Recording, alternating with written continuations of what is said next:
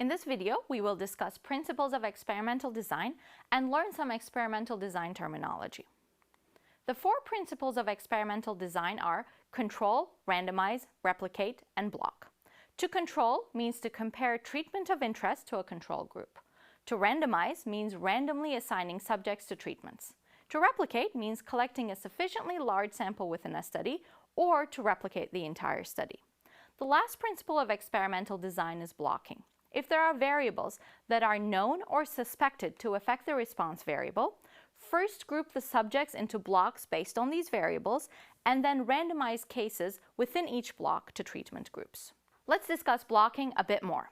We would like to design an experiment to investigate if energy gels make you run faster. The treatment group gets the energy gel, the control group does not get any energy gel. It is suspected that energy gels might affect pro and amateur athletes differently. Therefore, we block for pro status. To do so, we divide our sample into pro and amateur athletes, and then we randomly assign pro and amateur athletes to treatment and control groups. Therefore, pro and amateur athletes are equally represented in the resulting treatment and control groups.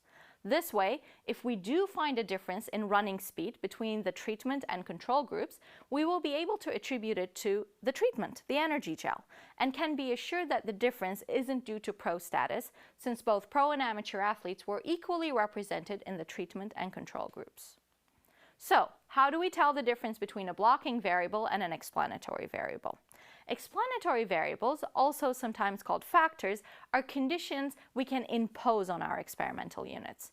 Blocking variables, on the other hand, are characteristics that the experimental units come with that we would like to control for.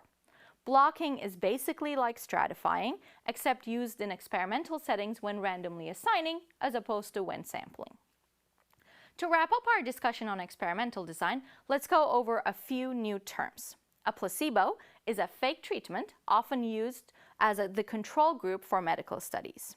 The placebo effect is when experimental units show improvement simply because they believe they're receiving a special treatment. Blinding is when experimental units do not know whether they are in the control or the treatment groups.